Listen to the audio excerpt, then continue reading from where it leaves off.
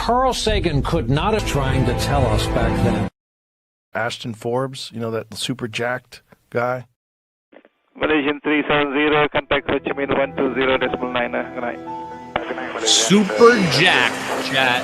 We're super jacked, baby. Breaking news tonight, a Malaysia Airlines flight with 239 people on board, including 4 Americans, has gone missing. Even as these grainy satellite images released today by the Chinese government. Again, the Malaysia flight too was one shot at China saying knock it off. Why shoot it down though if it's not hostile? Our technologies permit us to manipulate time and space. Why the Americans would? They leave distance annihilated. This country is very powerful. Far more powerful than people understand. We have weaponry that nobody has any idea what it is, and it is the most powerful weapons in the world. Not even close. I remembered the line from the Hindu scripture, the Bhagavad Gita. Vishnu is trying to persuade the prince that he should be his duty, and to impress him takes on his multi-armed form and says, "Now I am become death, the destroyer of worlds."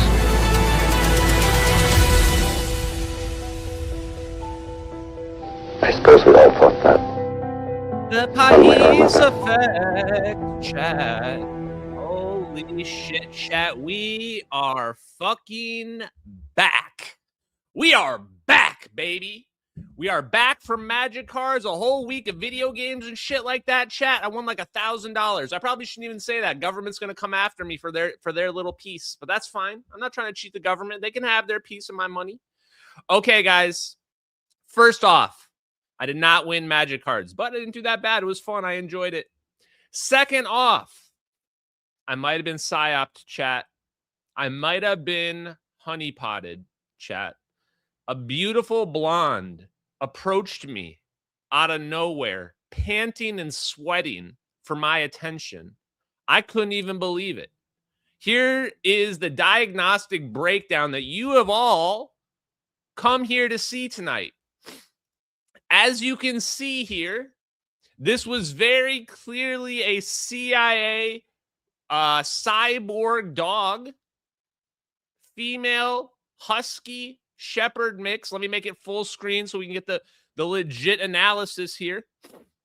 You can very clearly see the inductive charging coil in the middle of this robo dog. Many cameras for sensing capabilities. This is not my dog Lulu, chat. That's not my dog Lulu. This is a true story. True story. I found this dog in the road. Very, very cute dog. Very nice dog. Brought it into my home, and it most likely hacked all of my surveillance, all of my electronic systems in my home. Do I have any regrets? Zero. Zero regrets, chat. But seriously, guys, anyway, I did find this dog, and I did, and thank you very much, High Strangeness, for making this. This is a great meme. I enjoyed it. I did find this dog. I got this dog back to their home owner. I drove around trying to figure out where this dog's home was. I knew it had to be somebody's dog in the neighborhood. And eventually somebody called me up because I had somebody take a picture and put it on Nextdoor or something like that. Somebody called me up. And I want to say about this is the lady was so nice when I brought it back. She was this old lady. She was saying how like this dog has like all her puppies are like with her children and stuff like that. And this dog's 12 years old. And she literally, I think it was like $70, maybe more than $70. I saw a 50 for sure. She shoved it in my pocket when I returned the dog. And I was like, are you kidding me? There's no way I'm taking money from you. And she said, this is all the money I have. Please take it. Shoved it in my pocket literally before I could even react. And I said, I took it out. I said, there's no way I'm taking this money. Thank you very much. But there's no chance. Like I would never take money to return somebody's dog to them. Never in a million years. Anyway, all's well that ended well. I just wanted to bring that nice little story up before we get serious here tonight, guys, because I love dogs. In all seriousness, guys, thank you for joining the show tonight. What we're going to be discussing, number one, is a compact fusion reactor, the Ion Pumpy Thing. that has been suspected to be linked to an account that some people think is General McCasland or was General McCasland. TMB spaceships that we've discussed a lot. The other thing that we're going to look at is Lieutenant Commander Edward Lynn, the suspected leaker of the MH370 videos. There is a very crazy website that was set up, and the person behind it seemed to have FOIA requested Edward Lynn's case and got more information back from the government. So we're going to talk about that. And then finally, we are going to talk about the Andrew Wilson debate and the updates with respect to the alien topic, which have been coming hot and heavy. So welcome, guys. Welcome to Disclosure. You are in the middle of it right now. Let's get this bad boy started. Okay, where do I want to begin? First, I think we're going to start with the General McCasland updates. I think the clip we're going to play is the clip from the neighbor. So this is crazy because I have been posting about General McCasland, the missing general, very frequently. I was one of the very first people to start talking about him. I have speculated that he either got taken by our own people, or that they, for good reasons, or our own people took him for bad reasons, but that most likely our own people took him, that he's hiding away somewhere. That's what I have suspected. And now, just now, more body cam footage has been released. Body cam footage with the wife. Body cam footage with the neighbors of their interviews with them. And I'm going to go ahead and say that the more information that has come out, the less likely it is this guy killed himself, which is what people are trying to claim. Oh, no, he just wandered away and decided he just wanted to go end his life in peace and with nobody else around him, so nobody could ever find his body. Right? So to give you a recap before we watch one of these clips, this is the information that I've gleaned. The wife was not saying that he's suicidal or anything like that. The extended interview basically is more about like, this had to be planned. This had to be planned. He's changing his clothes. He potentially took his gun. He turned his phone off, turned it off, didn't just leave it behind, literally turned it off and left it behind. The interview with the neighbor makes it seem like they do have cameras that should have been able to see this guy leave. So we have to wonder, why are they not revealing any information about the ring cameras? Everybody's got a ring camera. You're trying to tell me no one saw this guy? And if this guy was really missing and we were concerned, the feds would be updating us. The feds have given no updates on this at all. It's local PD giving all the updates. Everything about this screams... I'll turn the audio up a little bit. Everything about this situation screams that this is the feds have done, are the ones responsible for it. They're the ones that took him away. Whatever that reason is, I hope we get to find out. But I think we're all suspecting that it's related to disclosure. It's related to this disclosure process. The timing is too perfect, and the general was absolutely knowledgeable of the physics and the science that we have been talking about. Specifically, the compact fusion reactor that I want to show you guys here in a minute. Before we get to that, let's show the clip. This is the clip. Shout out to Red Panda Koala, friend of the show. This right here is the clip of the neighbor. It's 2 minutes long. I'm going to speed it up just a little bit. Hopefully it'll be fine. Police also speak with another neighbor. This is a man who used to work with Neil McCasland. And what he says about the general, it paints a very specific picture. Yeah, he used to be my boss. He's a retired general, Air Force. You know, I haven't seen him in forever. Oh, okay. I mean, I see him like once every... I haven't seen him. I thought I saw Susan, his wife, walking up the driveway a day or two ago, but I haven't seen McCasland. Okay. Oh, my God. All right. He drives around in that little sports car. He's got like a Range Rover, like African safari vehicle. Oh, okay. You know what I mean? Yeah. You see his parked outside. Neil used to be my boss. My boss's boss's boss, which is hilarious. I briefed him back in 2000 when he visited Boston. So I think they had the house here, and I lived in Boston, and he came up to the airbase. Okay. And I briefed one of the projects I had. He was this scary colonel. He's a PhD. I'm a PhD, but like he's a PhD in some other science, engineering, and then he ran the scientific lab, and he's smart as hell. And yeah, he's really straight-laced, and like, so he's not a... Pretty hard to hear this, so I'm just going to go to the transcript instead. There's too much background noise. So he's saying that was my boss's boss. So he's saying this guy is super connected. He's saying that he had briefed him back in the day. He had a connection for him. And he's saying, I'm a PhD, but this guy's a PhD's PhD. And this corroborates what we've been talking about, which is that this guy would have been knowledgeable about the highest level of physics, the highest level of science. We put him in charge of upgrading our nuclear weapons. Okay. So I don't think we need to dig too much into that, actually, because the reality is he's got to be somewhere. Even if he harmed himself, his body has to be somewhere, and nobody's found him. So until we get some kind of update, all we can do is speculate. But the reason why we're talking about it is because if he is being held by the government, then we are pressing them by talking about it.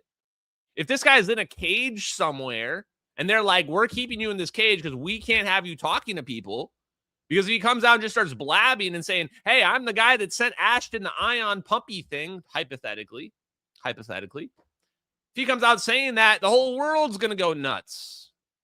The whole world's going to come out and be like, wait, isn't that Ashton Forbes guy, the guy that just did that live stream about how to make a compact fusion reactor? The healthcare IT consultant that's just rolling up going, hey, here's how to make a compact fusion reactor. You know what? Let's just get right to it, chat. Woo! I am so fucking hyped for this, chat. I am so effing hyped. Okay, let's do it like this. How do I zoom out? There we go. This, my friends, is Ion Pumpy Thing for Ashton. Ion Pumpy Thing for Ashton, which I think is almost 2 years ago, that TMB Spaceships on Twitter replied to me with this image. At the time, I didn't know what this was. None of these words made any sense to me. I had no idea what I was potentially looking at in this image. I just knew that this guy knew what he was talking. You can't draw something like this without having some inside information about engineering, schematics, any of this stuff, right? And I looked at it and I go, I don't know what this is, but it looks like it could be related to my orbs. That's what I thought. What I'm here to tell you tonight, right now, is that this is related to the orbs. This is the dense plasma focus, dense plasma fusion device that George Miley talks about. This is literally it. It's so accurately it that I know now George Miley had to be a Black Project engineer that helped build this for them. That's how specific it is. So before I even explain what this is and each component to it and what it's doing, it is also exactly everything that we have been talking about on these science streams. Inertial electrostatic confinement fusion, relativistic effects, alternating magnetic fields, conditioning the vacuum, low temperature fusion, Z-pinch fusion, all of the above. All of the above, including, believe it or not, air breathing magnetohydrodynamics, everything. Everything, which is why before I even show this, before I even read this, I want you to realize all the answers are in the DIRDs, the Defense Intelligence Reference Documents. Let me say it one more time. All of the answers are in the Defense Intelligence Reference Documents. The reason why I'm not playing games with retarded little podcasters who sell drugs on the weekend is because they're not on my level. I'm not playing games. I'm not grifting. I'm out here giving you literal disclosure with my life on the line. By the way, shout out to Aiden Schaefer. Rest in peace, bro. One of my longtime followers died in police custody in March, and I didn't even know. I think I met him last year. That's why I'm not fucking around. This isn't a fucking game for me. I'm not going to suck your dick to get on your podcast. I don't give a fuck about your podcast. Don't you get it? I'm going to read right now from George Miley.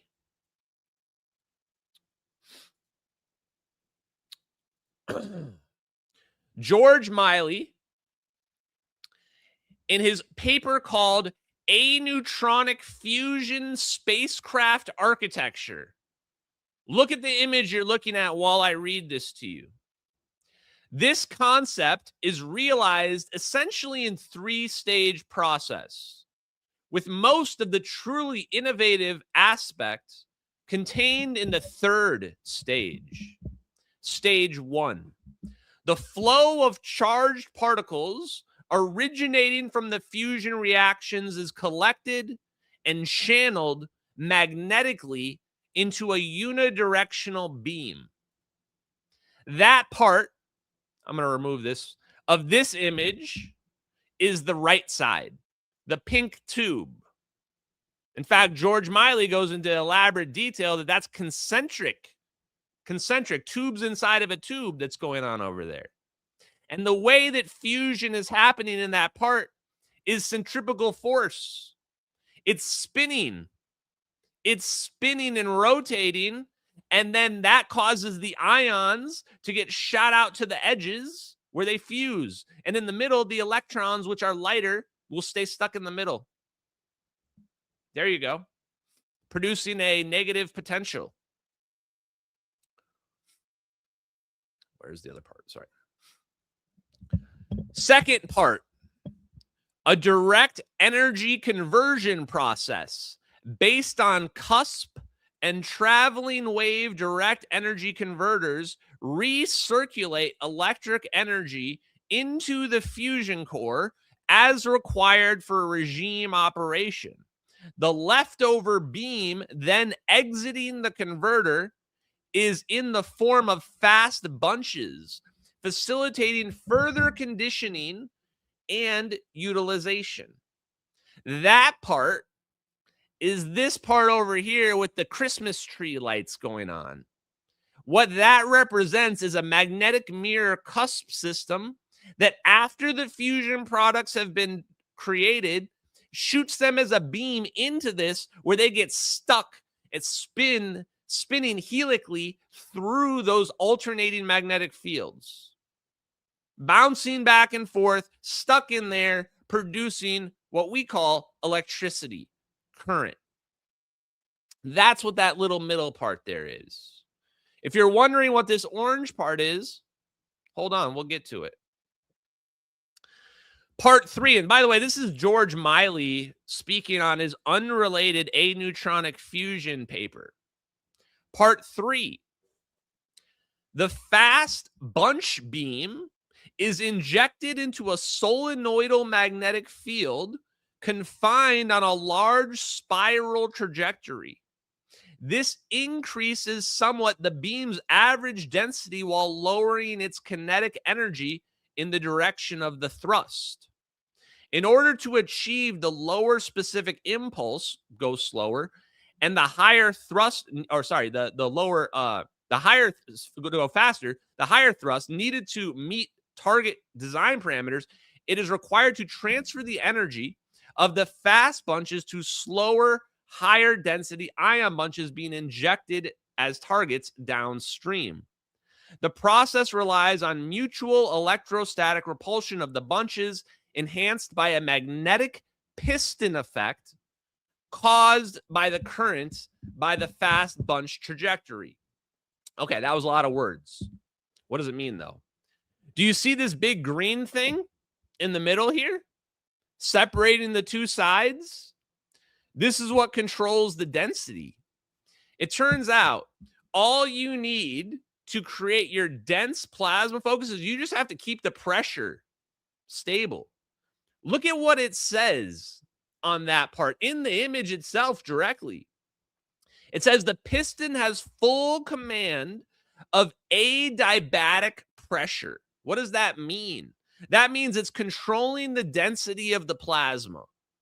It has full control of the density of the plasma in the regime where this stuff's going on.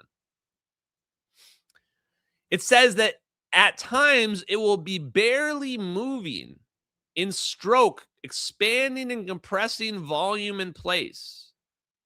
Pump action is almost no movement until ignition temperature is reached, and then there are long, slow oscillations that occur. Now, why is this also relevant? Where's to George Miley's paper. The whole idea of inertial electrostatic confinement fusion is that we are trying to create these bunches of ions that are going to slam into each other efficiently, and we are going to create a potential well where they all want to kind of come together. We're going to have this big negative potential well over here, and ideally, we can force all these ions to clump together, and that's great, because then I can have all these ions go and collide with other ions, and now we get fusion to happen.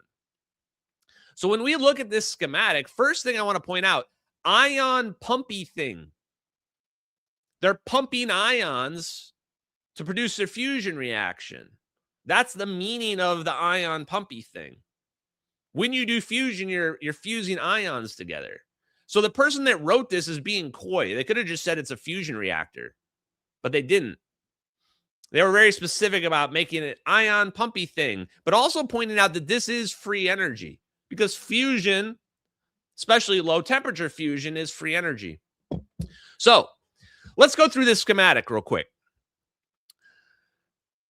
We can see we have this pump that's separating the two. It's keeping our density to the pressure that we want. On the right side, we can see we have our ionizer here, which is pulling air in. Oh, so this is air breathing.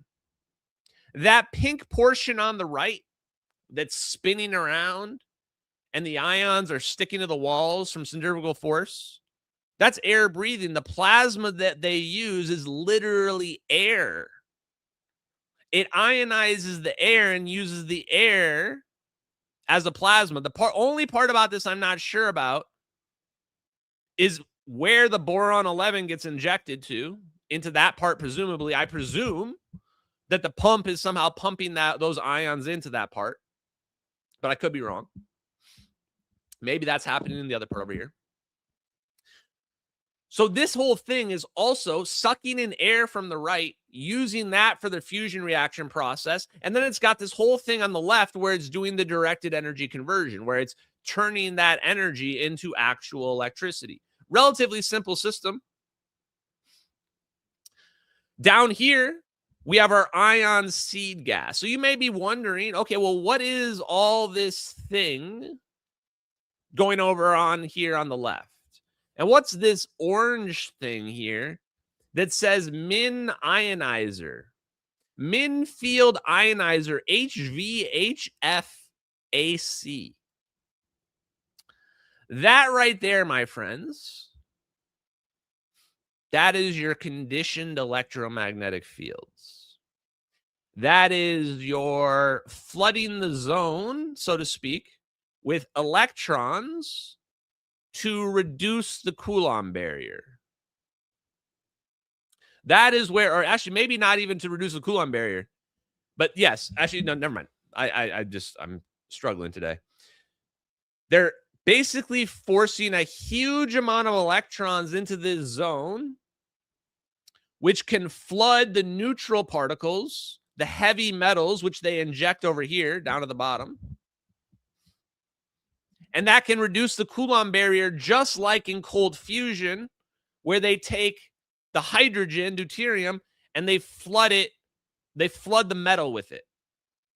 At least that's my understanding of this. If I get any of this wrong, sue me. The top part here, high frequency, high voltage, literally says 20,000 volts at 300,000 hertz, 300 kilohertz. So they're pumping an alternating current, and this is where you're seeing your field reversal. This is essentially flipping the switch on or off very, very fast on your frequency. So this is the part where you're going to be seeing the conditioning of electromagnetic fields and where you would be seeing gravitational effects. Maybe they're just directly interacting with space-time right there in that part. So give me a second. Let me see. Because I took a big list of things I wanted to review on this. Whoa, okay. Just kidding.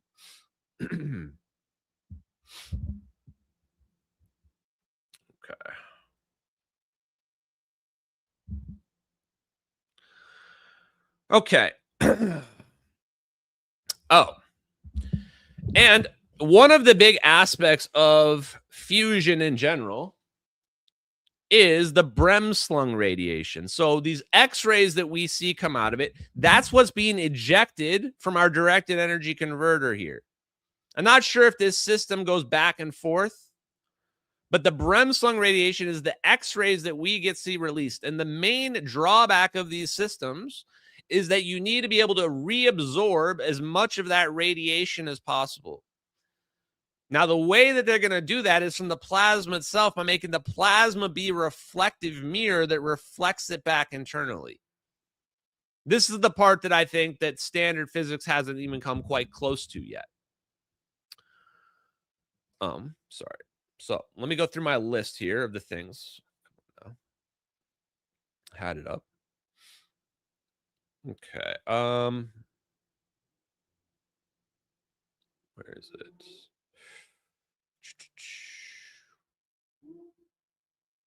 I might just have to have the AI retell it to me because I can't find the list. Oh, okay, here we go. We're going to get help from our boo, Annie. Here we go. Hey, Annie, can you give me the high-level summary of each of the main points that we discussed related to the ion Pumpy thing that I was going to review on the live stream? Okay, chat. Hey, sure thing. Here's a clean, high-level summary of the main points. Air-breathing design uses regular air as the main working gas, only carries a tiny amount of boron-11. High-speed rotation. The device spins fast to create centrifugal force that smashes fuel against the outer wall for high density. Min-field ionizer. The orange crescent generates a massive cloud of low-energy electrons using high-voltage, high-frequency AC to screen the Coulomb barrier. Alternating rings undulator. The ring pattern acts as an undulator, forcing particles into helical motion to create the SU2 conditioned field. Double layer structure creates a smaller inner cylinder inside a larger one, separating ions and electrons into distinct zones. Piston regulator makes tiny movements at 10 to 30 hertz to precisely control pressure and density in the reaction zone. Output culminator plus Hastelloy screens collects high-energy alpha particles and converts their energy directly into electricity. Plasma shell. The outer sphere acts as a natural radiation trap to reflect, reabsorb Bremsstrahlung X-rays. Want me to tweak or shorten any of these? That'll do, boo. Thank you. Okay. I only missed one, chat. I remembered all of them except one. This min-field ionizer is also most likely the orange slice, the heat signature, the teardrop-shaped toroid within the plasma orb. This is the part where the key action is going on. This is the part where we would expect to be hotter than the rest of the orb. You may say, Ashton, if that's the case, then when we watch the MH370 video, which I'm going to pull up right now, how come at the beginning the orbs are all like the same color? How come they're not? Why don't we see that heat signature right away? So you see right away, we don't see that heat signature there. The reason is these things are spinning up. These things are being turned on. There literally is a mode change that occurs. So this ionizer gets kicked on to condition the fields or whatever the heck it's doing. And that's where you see this switch happen right here. Right there. That's when it happened. And now the orbs have this heat signature. Now you see this system has been turned on in this plasma fusion reactor. And that's why when it comes here, now we see this very clear heat signature. I can pause it on any frame. This frame, this frame. And you can see this heat signature sticks out like a sore thumb. That part has to be this right over here. This min-field ionizer. That's our bad boy. Now, temperature. We can even see, he even lists the kind of coils that are used in this grid. George Miley repeatedly talks about using grids to collect electricity. You have your I think it's helium is the byproduct. whatever your fusion reactors, your alpha particles are going to shoot into this grid, and then this grid is going to collect and turn this into electricity, direct energy conversion for us. And they're using industrial strength Hastelloy screens. For all I knew, that could have been a made up word. It's not. This is like some special metal that can withstand super high temperatures and corrosion, like exactly what you would want for a fusion reactor. Perfect for dealing with plasma.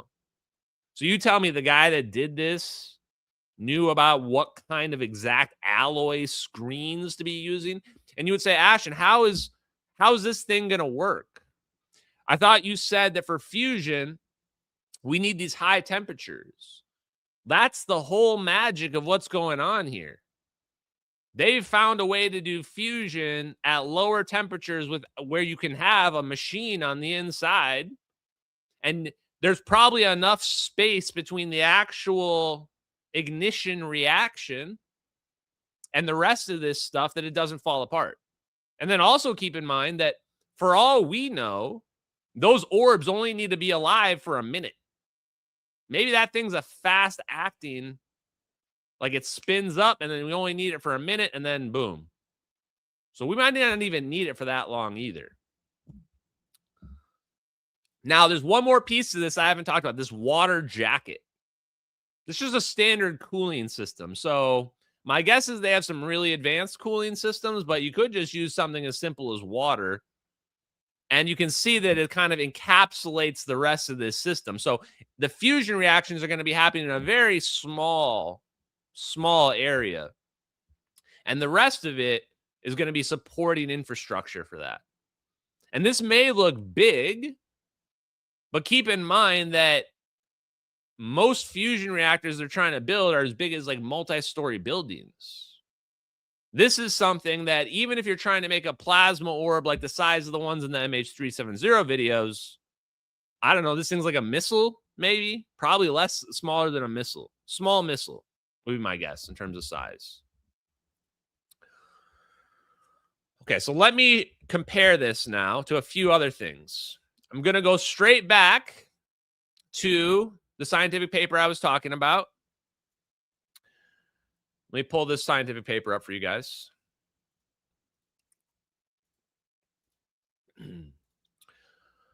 Aneutronic fusion spacecraft architecture, George Miley, final report, Department of Physics, 2001. Phase 1 research grant. Crazy, chat. Okay. A lot of interesting stuff in here, but what I like, and it goes through the physics of how this all works.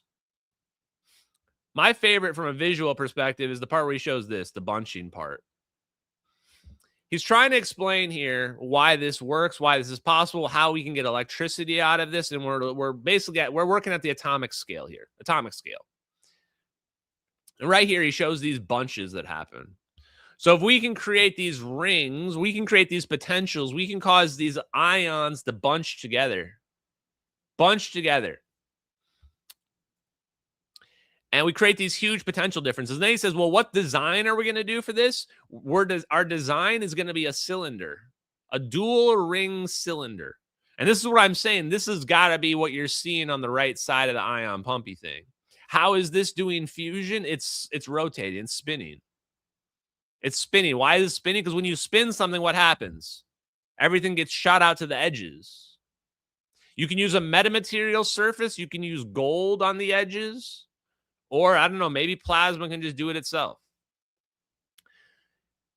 So let's see what he says here.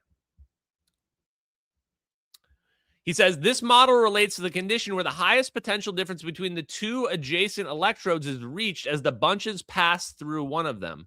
The model is that of coaxial cylinders, coaxial cables with length much larger than the radius. So you're inducing a potential difference in this by separating your positive and negative charge. That's my understanding.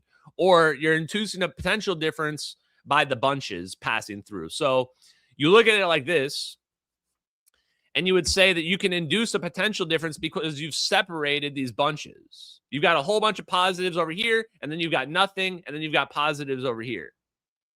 These potential differences, this is like a little battery that you've created. Remember, all electricity is a separation of positive and negative charge. When positive and negative charge are separated, current wants to flow between them. So when we're doing this, this is just a smart way George Miley came up with, or probably other people came up with, to create bunches of the same kind of charge so that we can produce electricity. Okay. Let's see here. What else did I want to show? Oh. Is this the Bussard device? This one? No, but this is, you can see this right here is an inertial electrostatic fusion device. It looks just like a Farnsworth fuser. It has similar design to Bussard. It has these gaps within it. And the whole idea is the same thing that George Miley was just trying to show us. He was saying, we're going to create these bunches of either electrons or ions, and we're going to create a potential difference. What I wanted to show, though, is down here.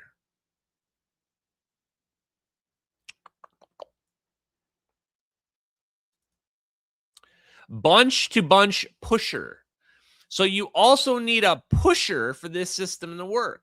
And this is interesting because in our diagram, in the diagram of the ion pumpy thing for Ashton, we have a piston.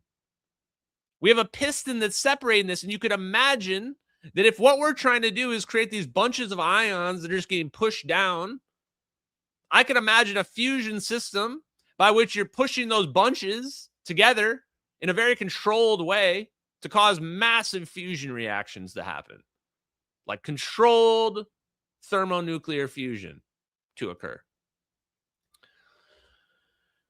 And so what does he say about here? Down here, he says, investigation of an old concept. Random reference here. Investigation on the condition for implementing an effective magnetic piston effect for the bunch pusher shall first be attempted computationally. An experimental plan shall be devised consisting of a basic test on a bunch and trapping on a constant magnetic field. The experiment will be equipped with sensitive diagnostics for magnetic fluctuations. So they talk about using a pusher, a magnetic pusher, potentially. So maybe you don't even have to have like a metal piston. Maybe you could just do this controlled motion just from using electromagnetism. Electron neutralization. I think this is... Let me just read this. The possibility of limiting the natural tendency of the ion bunches to expand and thermalize by considering a partial neutralization of the bunch space charge can be investigated. As the particle bunches travel very fast and the length of the thruster has to be reasonably limited, even a small reduction of the expansion rate could have an important impact on the effectiveness of energy transfer. Okay. The other part that I wanted to read here, the fusion product collector, culminator. Remember that part on the left. I think this is basically the equivalent. Where is it? Hold on. What's going on here?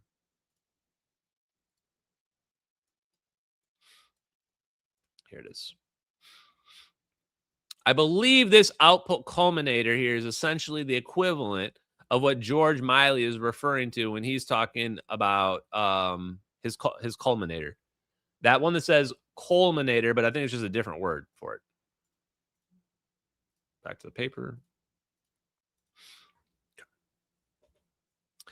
Particle collector modeling by simulation of particle trajectories can be developed with the Cosmol package for studying trapped, redirection, and culmination of MEG particle energies from isotropic spherical source, which represents the fusion core. So he's saying your particles are flying out of your fusion core, and we're going to try to collect them. And we're going to try to collect them to do directed energy conversion, which is DEC right here. Cool. Okay, enough of that paper. That was fun. What else do I have for you? I have another George Miley paper related to that I also think is connected to this, which is the part about how do you lower the Coulomb barrier? How do you actually screen the electrons or whatever we have to do here to make it so that we can have our ions fuse at lower temperatures, which is that whole magical part about the min field ionizer. I got an answer for you on that one too.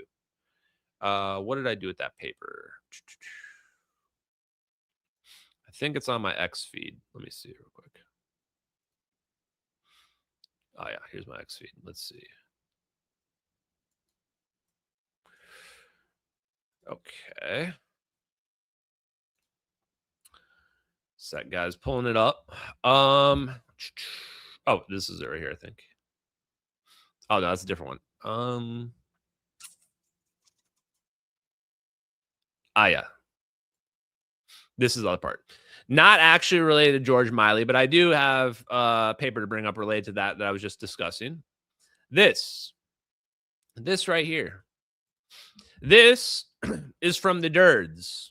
This right here is from the Defense Intelligence Reference Document. This is specifically on the high energy lasers DIRD.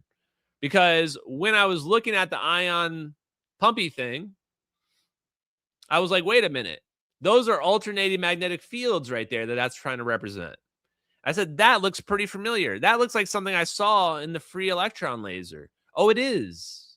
It is. This is definitely the part where they're doing the relativistic effects, the undulation. Is it a big part of trying to get our SU2 conditioned fields is we need everything to be synchronized. Just like with the clapping, synchronized clapping. What this does, this forces all the particles to become synchronized. That's essentially what the DIRD is telling us. So let me read the DIRD. Free electron lasers are unique in that they are not limited to lasing only specific wavelengths. FELs use a stream of free unbound electron bunches moving at almost the speed of light to provide the lasing medium. These short bunches of electrons are generated by a photocathode and accelerated by an RF linear accelerator, which is powered by Klystron tubes. The relativistic electron bunches are then passed through alternating polarity set of magnets called a wiggler or an undulator, which transversely accelerates the electrons and converts a small fraction of the electron bunches to coherent optical energy. Wow. I was right. This thing isn't just a fusion reactor. It's literally a particle accelerator as well. The wiggler is also, I believe, talked about. I have to double check. I think David Froning mentioned using an undulating concept to produce the SU2 conditioned fields. So I am sure that this part over here is how they're doing the magic. How they're pulling SU2 conditioned fields, manipulating the atomic structure of the atom. Call it whatever the hell you want to call it. We've tapped into God mode. We got the cheat codes turned online right now. So let me find, where's the one? I had the paper up. Let me see real quick. That's the Defense Intelligence paper. That's that one. Oh, I literally am staring at it on my face and I'm wondering where it is. Okay. The other paper that I was literally talking about that I couldn't find, but it was right there. Here it is. Enhancement of nuclear reactions due to screening effects of core electrons. George Miley. 100% sure. 100% sure, chat, that George Miley is a Black Project engineer. Recent progress in understanding the screening effects of core-level atomic electrons is summarized. Some results on electrons. The studies focused on two types of metal lattices, fusion between deuterons and also proton capture by medium and heavy things, whatever. In both reactions, the energy of lighter nuclei, whatever. Where is this thing? What am I looking at here? For the DD reaction, the charge density obtained then gives an estimate of the screening length. The corresponding enhancement in Coulomb barrier tunneling can be obtained from this data. So when it says enhancement in Coulomb barrier tunneling, they're saying that they're reducing the Coulomb barrier. They're able to get fusion reactions to happen. So I'm not going to read through this, but I had the AI go and summarize it. And who wants to guess how much the fusion reactions went up? How much was the cross-section increase? Basically, they flood the ions with electrons, and this neutralizes them to make it easier for fusion to happen. Pretty simple idea, okay? Whether or not it works or not, that's the controversy. It doesn't change it by 75%. It increases the fusion cross-section. The cross-section is how often fusion reactions happen. By 5 orders of magnitude. 5 orders of magnitude. 10 times 10 times 10 times 10 times 10. That's how much more fusion. So that's the reason why I wanted to bring that up. Because I'm telling you straight up, these people figured out the secret. These people figured out what everybody else thinks is impossible. And the CIA has full control over it. And they're going to do whatever the hell they want to this whole planet with it. And until people start to wake up that they have this, there's nothing we can do about it. There's nothing we can do to fight back. But let me show you something else. It's not just us. China has entered the game, chat. Tell me when this starts to sound familiar based on what I just told you. An approach to utilizing nuclear fusion, the dynamics of high energy electrons and neutrals, part 1. An approach to achieve nuclear fusion utilizing the formation of high densities of electrons and neutrals is described. The abundance of low energy free electrons produces intense electric fields that reduce the Coulomb barrier in nuclear fusion. Meanwhile, high density rotating neutrals provide high centrifugal forces to achieve the extreme pressure gradients of electrons and consequent negative electric fields to reduce ion repulsive Coulombic effects or fields. Does that sound familiar? I would argue the Chinese CCP paper spells it out in plain English better than any of the English papers do. This doesn't seem like a coincidence to me. This seems like they literally are just copying the shit that's coming out. They're copying what we're doing. They're copying not necessarily us, but they're copying America for sure. These high density neutrals also provide better stability and higher reaction rates. So it increases stability, confinement time, presumably, and reaction rates. Ion neutral coupling is responsible for the control of neutral dynamics. Since high-frequency excitations favor the generation of free electrons, pulsed operation is recommended to achieve fusion with higher gains. So they are pumping high-frequency, high-voltage, making free electrons flood this zone, and then they're using electromagnetic fields known as magnetohydrodynamics to control that collective motion. To control that collective motion to cause low temperature fusion to occur and unlock free energy. And they have it so advanced that they're using it for propulsion. And they have it so advanced that they started using it and combining them together to cause things to teleport away. They achieved energy densities and conditions, let's say, because they condition the vacuum, conditions where they can actually cause things to translocate from one location to the next.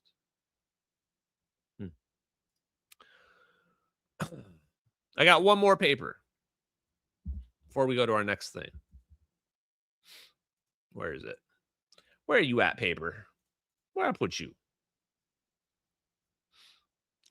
This one.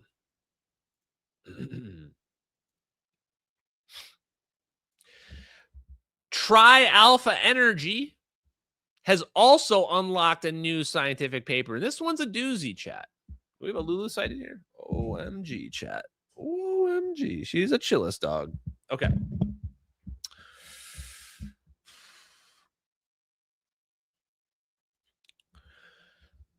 Tri-Alpha Energy dropped a new paper a week ago, less than a week ago. Fast ion axial bounce resonance in a linear magnetic fusion device. What does this mean? How is this relevant to any of this stuff that I'm talking about? Well, Tri-Alpha Energy found out that if we take that alternating magnetic field, magnetic mirror situation we have with the cusps on it, where we cause our stuff to bounce around here, our ions, whatever. When this is bouncing back and forth, this can bounce with a frequency. And if that frequency resonates with the frequency of the plasma, the medium, they found that there's a bounce effect. They found that the ions transfer their energy to the plasma. They say, here, plasma, have my energy. Take my energy, Goku, for the spirit bomb. The problem is, this is not a good thing. Well, I mean, maybe it is. Maybe we're going to try to teleport a plane. Maybe that's what we want to do. I don't know. But if I want a coherent ball of plasma, that's not what I want. I don't want my coherent ball of plasma to explode like a wine glass. I want this thing to stay stable.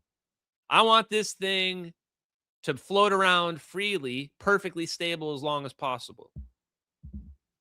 So we actually don't want to necessarily hit the resonance condition. We actually want to avoid it. What does this mean? What does this paper actually mean? This paper means the orbs have to be getting actively controlled. Active control is required to prevent runaway instabilities that cause the fusion reactor to fall apart. There has to be some kind of AI actively monitoring and managing that little plasma fusion reactor boy thing that's going on.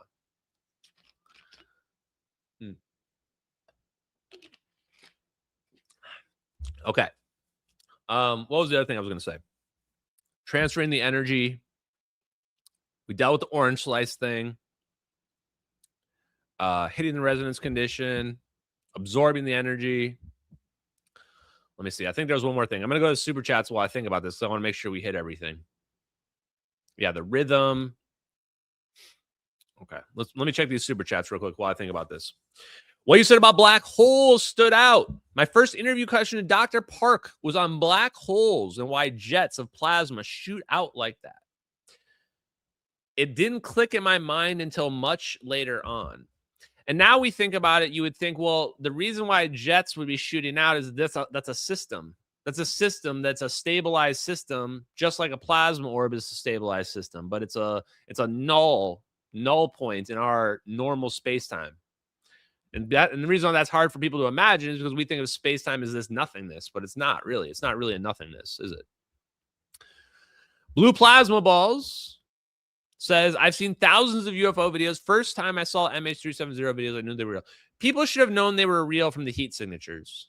No one in a million years is faking those heat signatures and those plasma orbs. And that's right away where people should have been like, wait, that looks like a machine. That's not a ghost or an alien. That's a machine moving around in there.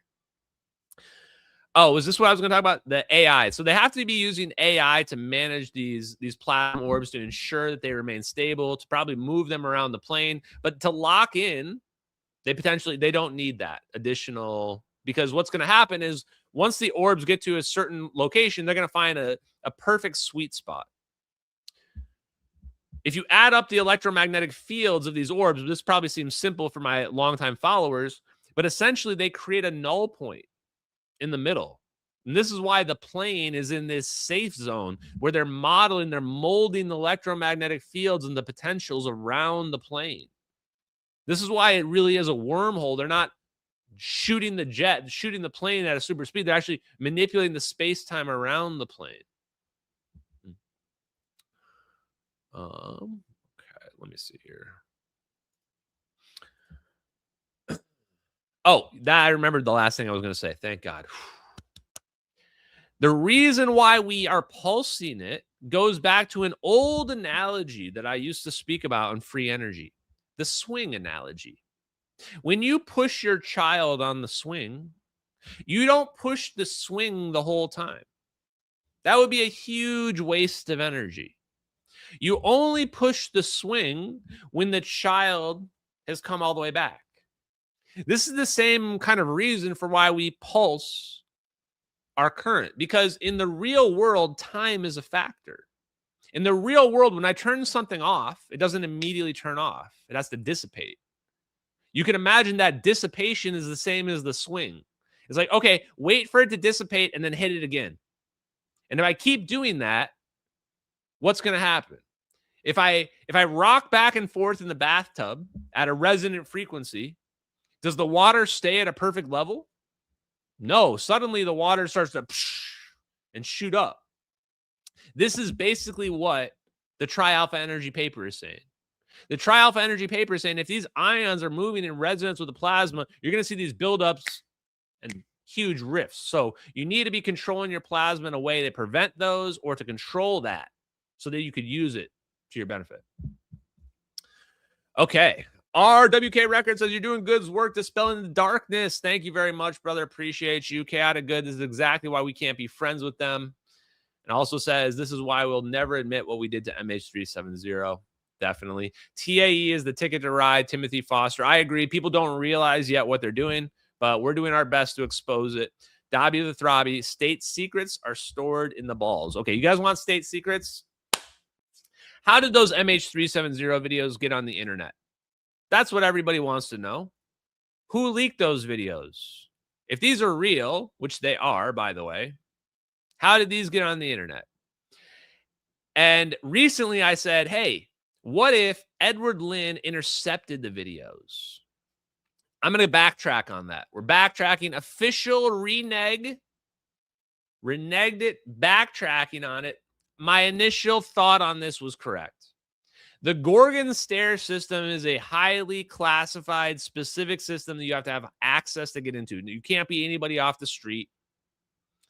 And you wouldn't have been able to record somebody else watching it like that. Like, this is somebody who's actually logged into the system. That was one of the first things we found out with this mouse cursor. Somebody's actually logged into the real Gorgon stair system. They're not just like downloading and recording somebody else did. So this actually was definitely Edward Lin that did this. Edward Lin, please sue me, or just call me if we don't have to get the law involved. Please sue me or whatever if you did not do this. Edward Lin, if you're out there and you didn't leak these videos, it is vitally important that you get in touch with me right now. Because you leaked these videos, and I know how you did it. You had the highest level access because you were in the VPU2 Wizards. And you know what? I spoke to people that worked with you in the VPU2 Wizards, Edward Lin. I spoke to them. And while they couldn't tell me anything, and I told them specifically not to tell me anything that would break national security, the impression that I got is that we have guys sitting in front of computers that are looking at everywhere in the world, basically looking at drones on the other side of the planet. And that's how Edward Lin saw the videos. Edward Lin was one of those guys that has access to this surveillance footage on the shared network and could look at it and pull it up whenever he wanted. There's not somebody just looking over your shoulder, making sure that you're not pulling up something you shouldn't be looking at. And that's how Edward Lin got access to it. And surprise, surprise, I did a little research, And it turns out in 2012, the CIA, the intelligence communities, and the military met together for, I think I put a screenshot on the internet. Let me find it. For something called, was it backfill? Let me find the exact name of it.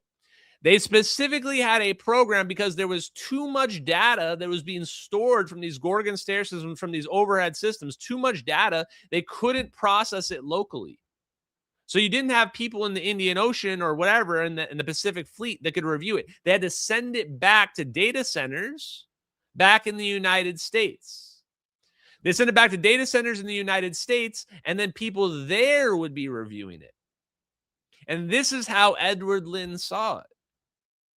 Because we changed the architecture and we said, oh, just shoot it back to the U.S. and we'll have our U.S. analysts review all this stuff. It'll be much more efficient that way. Well, downside was somebody who we didn't want to see it or shouldn't have seen it ended up seeing it. Okay, so where is the thing I was looking for here? That's the thing. That's the serial. Okay, here we go.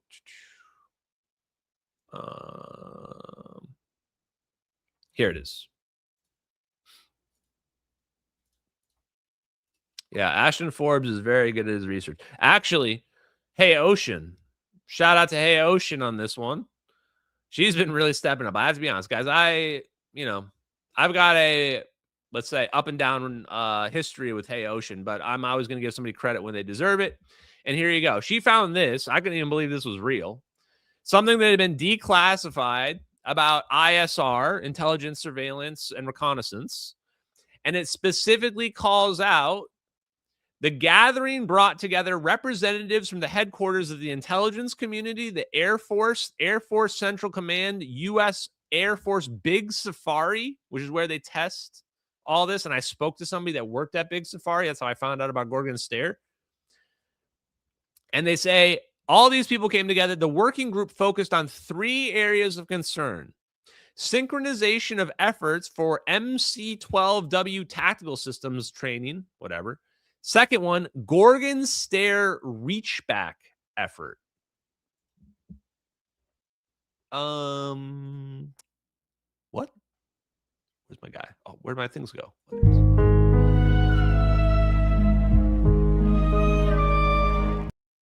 Gorgon Stair reachback effort. That's the effort where they moved everything from being local over in the Pacific to now we're going to send it to shared data centers where people are going to all be able to have access to it. So if you're looking for an area for how could the MH370 videos have breached, even without knowing about Edward Lynn, there it is. Keep in mind, I found Edward Lynn without even knowing all of this. So I found Edward Lynn, I found the guy, and then it turns out there's all this evidence for why it's definitely how he got that footage out. It says, in the area of Gorgon Stair reachback, the group examined ways to stabilize the trouble megabits per second link used for near real-time PED. Booyah, bitch! Get fucking fucked, CIA. Get fucked, Air Force. There it is. They had near real-time footage, and they had to correct the issue because the bandwidth was too low. And we know they were sending that shit in real time back to headquarters because it was an active operation they were doing in real time. And we see six frames per second, which was higher than the publicly available Gorgon Stair, which said it was only 2 frames per second. Why? Because A, we're looking at the CIA's version, which is better. And B, they were specifically trying to figure this problem out. The higher your frame rate, the more data. Lower frame rate, less data. It's not too complicated, chat. Even the Redditors can understand that. Okay. So I thought that was crazy. But then something also even weirder seems to have happened. I told you guys, I'm going to FOIA and I'm going to get Edward Lynn's case. Somebody already did it. Somebody already did it.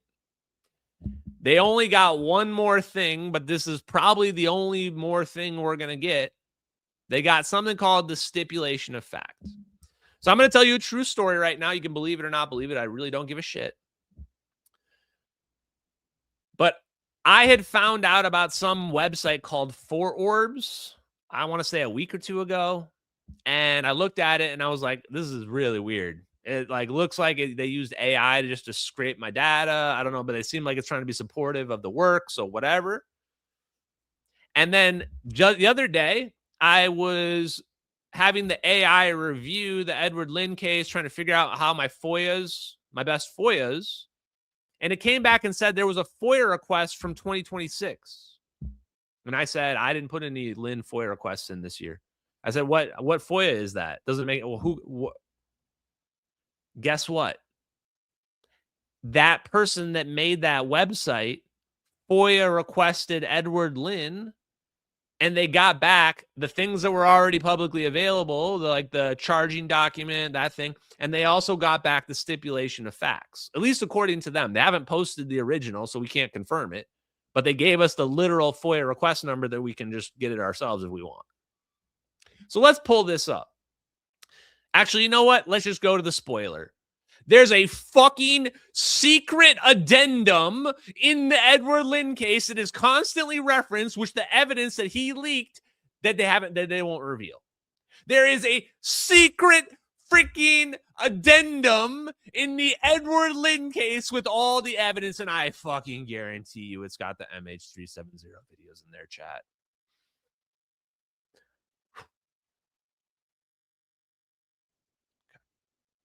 Calm down now. No crash outs. Literally 4orbs.com. I have to say, I was even wondering if like there's some CIA shit going on here. Like who's building this? I don't even know. Like a random person's making this website.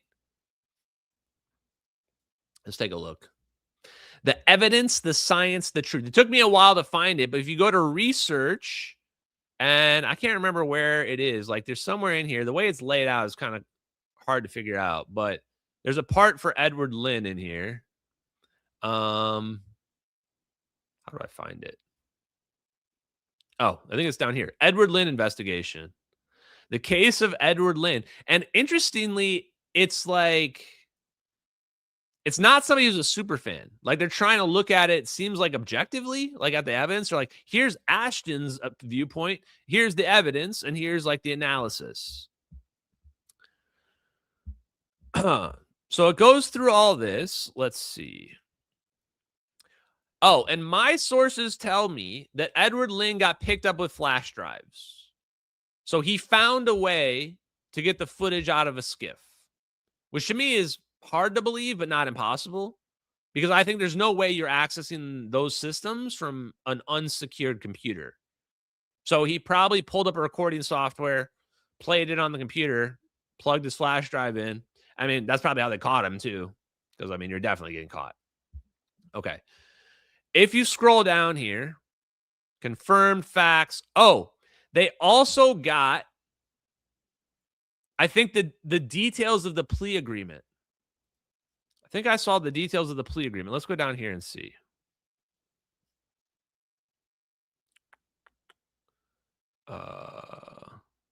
Is this it? Here, this part right here, I think. Lynn was originally charged with 5 specifications of espionage with the maximum penalty of death. All 5 charges were withdrawn as part of the pretrial detainment in exchange for lesser pleas and 5 years of polygraph-assisted debriefing cooperation. Chat, are you fucking kidding me? That's the kind of detail I'm looking for right there. That's what I've been looking for right there. They made him take 5 years of polygraph tests afterwards, presumably after his confinement. I mean, you don't need to polygraph him while he's in prison, right? Why? Why do you think that they're forcing him to take a polygraph? Because he's not allowed to talk to Ashton Forbes. He's not allowed to talk to anybody about what he saw in those videos. Do you get it? We found the biggest thing in the whole world Literally. We found the Omega super secret technology and weapon that nobody's supposed to know about. And we found a guy that leaked it.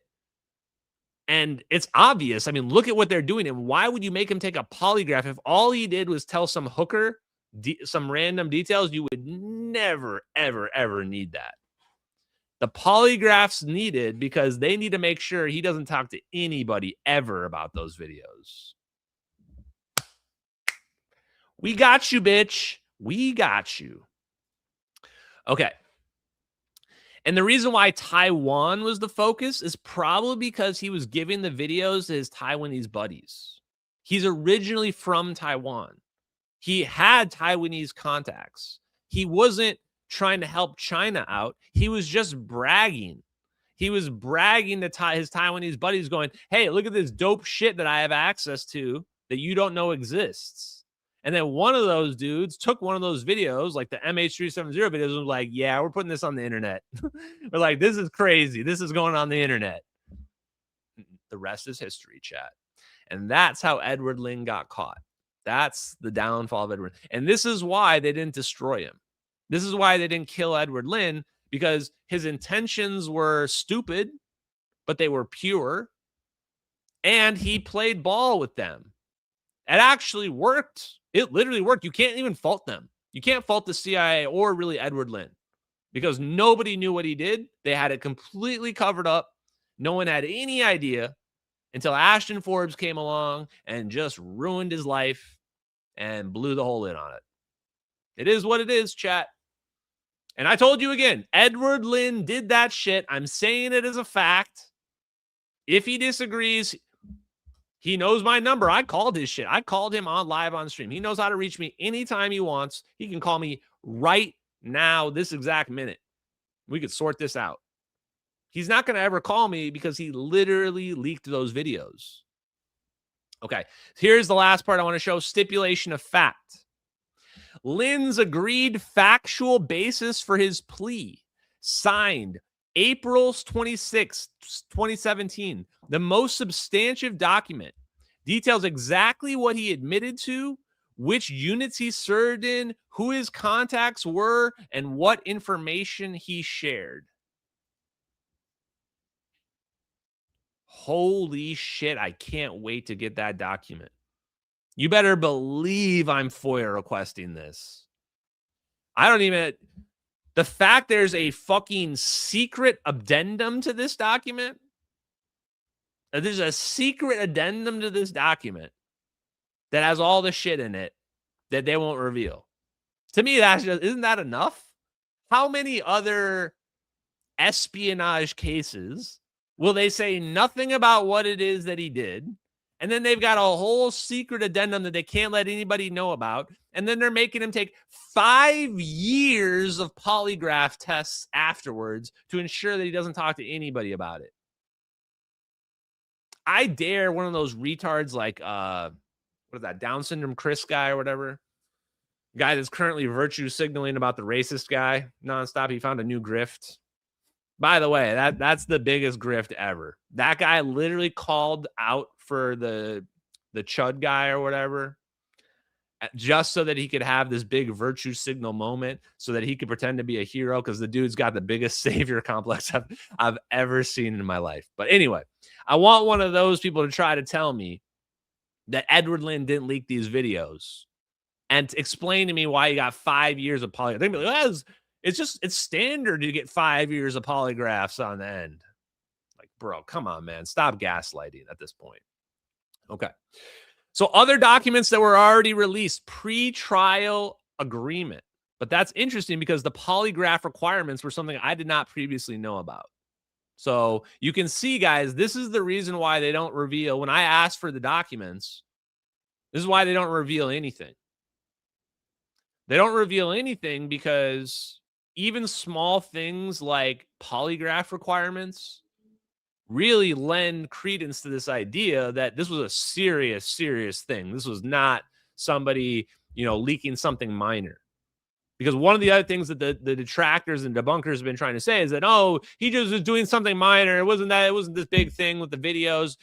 They only came at him for something that was secret. It would have been, those videos would have been super top secret or whatever, right? But this is all like, none of that. This is all arbitrary wordplay stuff. At the end of the day, he either leaked those videos or he didn't. So here's the stipulation of finding, the key facts from the stipulation of finding. We're going to read through this last part because this is the new part. Assuming that this guy's thing is real and this website's real. Information compromised. Information related to the national defense. Information relating to the capabilities of the Special Projects 2 VPU and details of Pacific Fleet activities that were closely held. I want you to imagine this is the stipulation of fact. Imagine that he leaked the MH370 videos. Would he have given away information about the VPU taking capabilities? Yes, he told us about Gorgon Stare. Now we know that there's VPU-2 people sitting in front of a computer with Gorgon Stare looking at Indian Ocean, looking at the Nicobar Islands. Right? Did he give information about the Pacific Fleet capabilities? Yeah. We had two drones watching the plane. It's the CIA and they're using military assets. Heck, maybe it was a military operation for all we know. Some people are trying to tell me it's Navy. Some people are trying to tell me it's Air Force. I don't know. Who cares? All I know is the United States did that shit. And definitely the CIA was involved. Definitely they were involved. Okay, and then it also says he also had access to a classified plan and participated in an exercise. What? I didn't even read this before.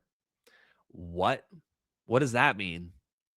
He also had access to a classified plan through Joint Task Force 519 and participated in an exercise. How crazy would it be if he was in the search operation? What if he was in the search operation and then for the MH370 and that's how he found the videos?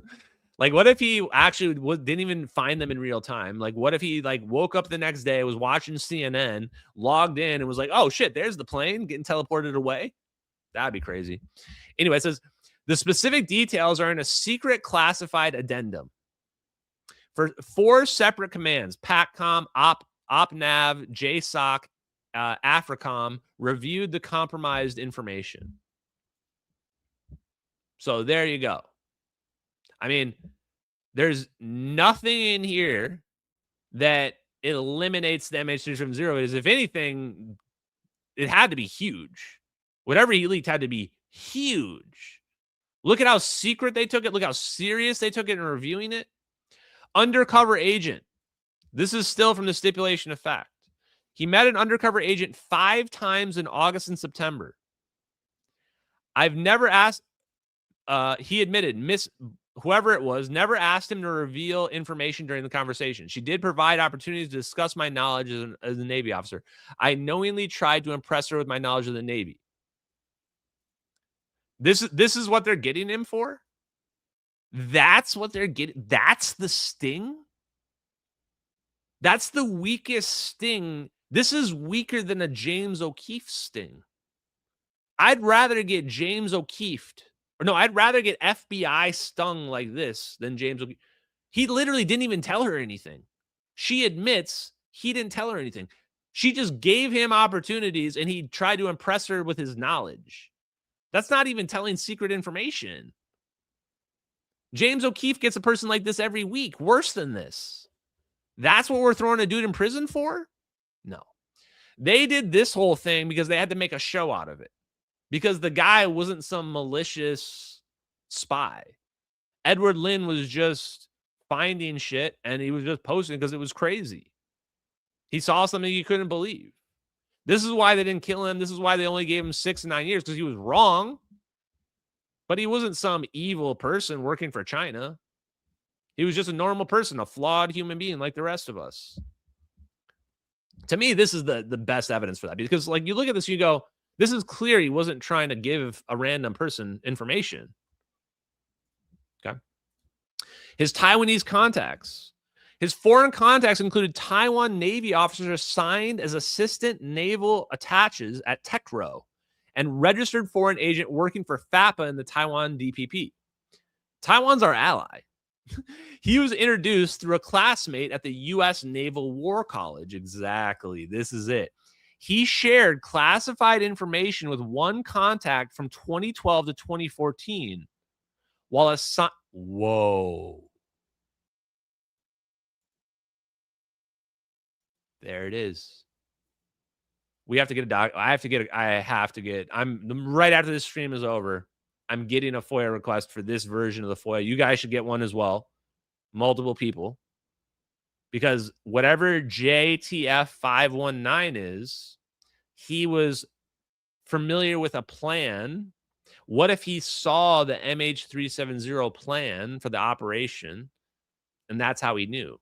This overlaps perfectly with him giving those videos to someone else who put them on the internet. Regicide Anon.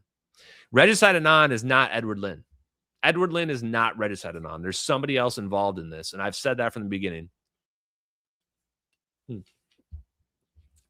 Holy shit, chat. This stipulation of fact is fire. I assume this is real because it's too detailed to be fake, I think. But holy shit, is this huge. This is exactly what I was hoping for.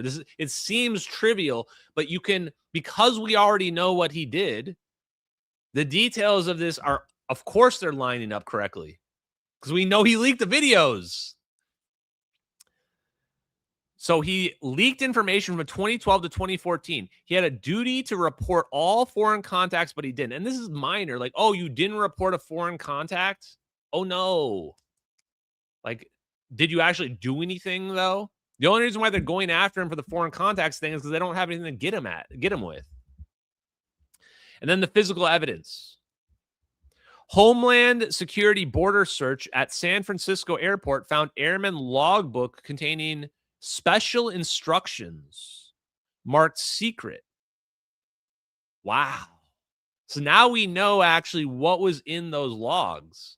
I remember they said they took some documents from him. They never said what it was. They were special instructions. This is crazy. What does that mean? Was this guy a spy for us? Was he a spy for us against China? Why would he have random special instructions? He had removed them from secure storage after a deployment mission in 2014.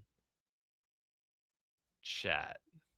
He's the fucking guy, chat.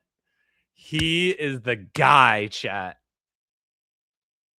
Holy shit. He probably freaked out.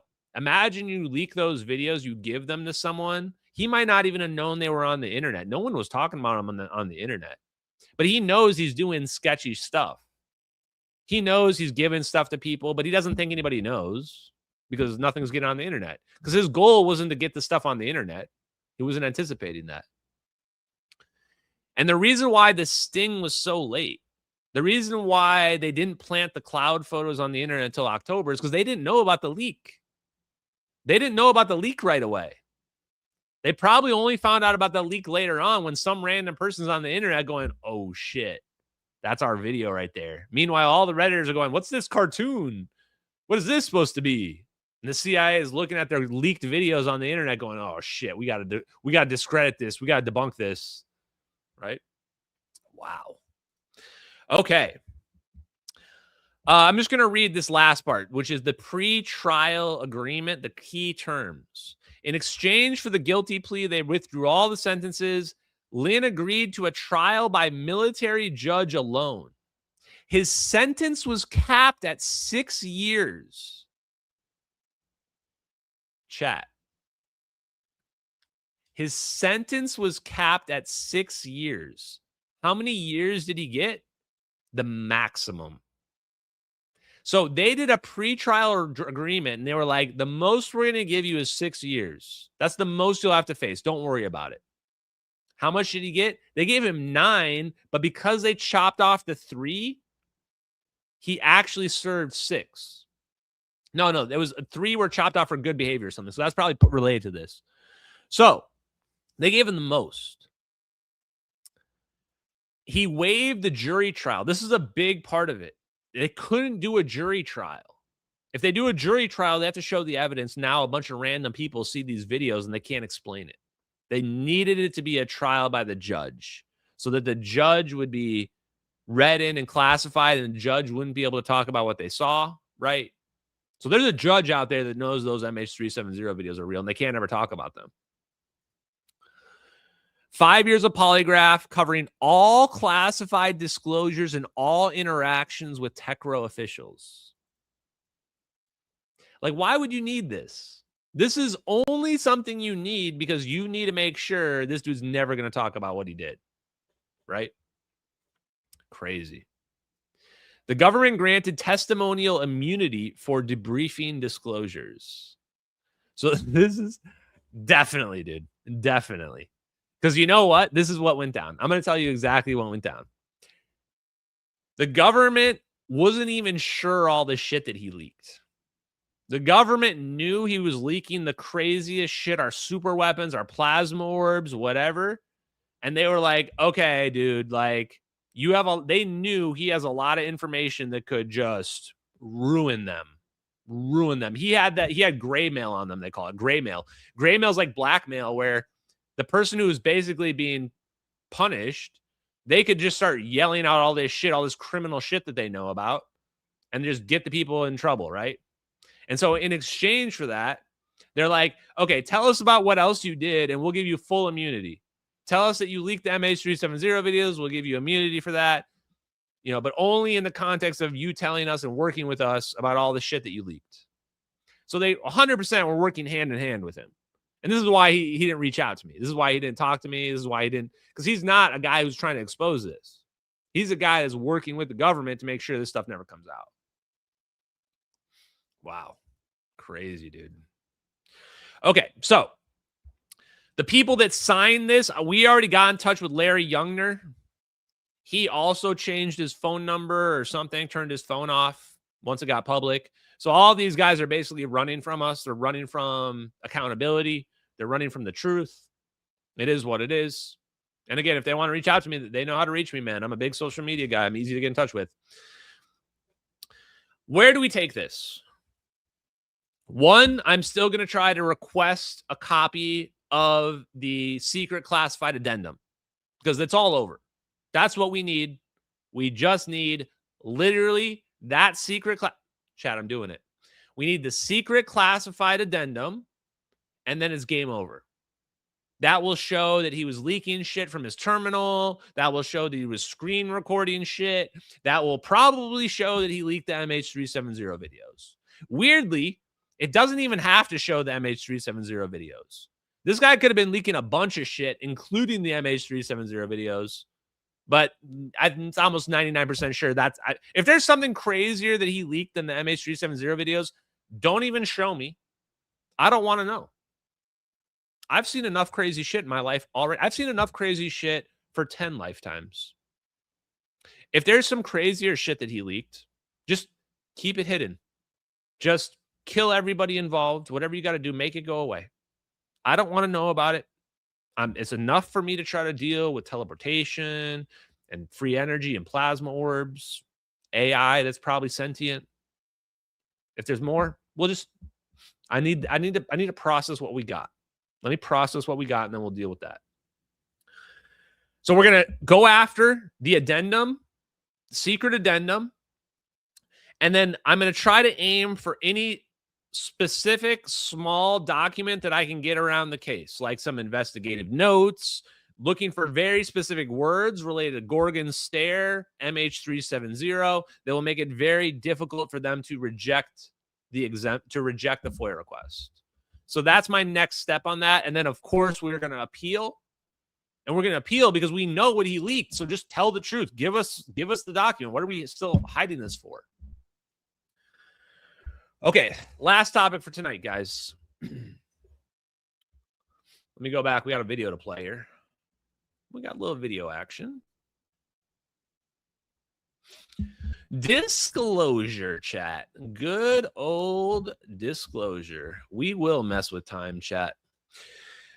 Okay, here is El Presidente Trump, chat. Your president, if you're an American, whether you like it or not. Turns out I was super right. Disclosure is happening. President Trump is giving it to us. And we're not even beating around the bush anymore. We're just calling it aliens. We're calling them extraterrestrials. We're not calling them UFOs or UAPs. You tell me, you show me anytime Trump has called them UAPs. I've never seen one. Here we go. Extraterrestrials. We're releasing a lot of information having to do with extraterrestrial things, and people are totally fascinated by it. It's amazing. I wasn't sure if they would enjoy it. It's literally trending #1. Can you believe it? So a lot of people out there are like it, but we're releasing all of that information. Shout out Red Panda Koala.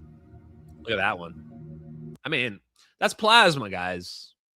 What do people think it's a balloon? You ever seen a balloon floating over the ocean like that, hovering over the ocean, moving at whatever it's moving? It's plasma, guys. But they're going to release even more footage. And at this point, I'm actually just trying to make sure we have set our boundaries. We are the wormhole people. We are the ether, the extra dimension people. We are the 0-point energy influencers of this world. Nobody is going to take that narrative from us. They can come and they can try.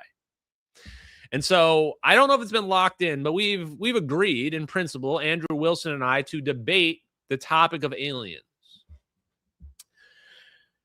Specifically in the context of the government having hyper advanced technology.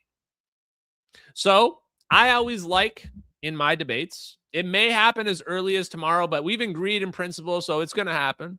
It's going to happen. Don't worry about it. I guess Andrew Wilson was on his live stream and talked about it yesterday as well. I'm going to give Andrew, his followers and everybody else my first few arguments so that we can get this thing kick-started along. Number 1, aliens exist. Why? What is my proof? What is my evidence? I actually don't have any physical evidence of aliens whatsoever, but I'd still know they exist. How do I know they exist? Because teleportation is possible. The main reason why people believe that aliens can't be visiting us is because the distance between stars is too vast. Just too far. Just too far. But the universe is huge. Even if you have a normie view of the universe is 26 billion years old. Life is definitely out there. It might not be like us. It might not be there's probably a lot of life that's more evolved than us, probably some that's less evolved. But there's life out there for sure. That's not even a debate, I don't think. I think the real question are the aliens here? Can they get here? And I'm going to say yes.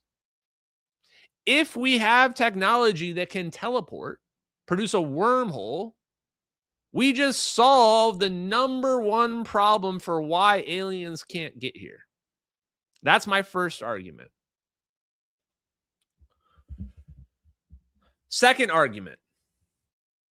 Where are they?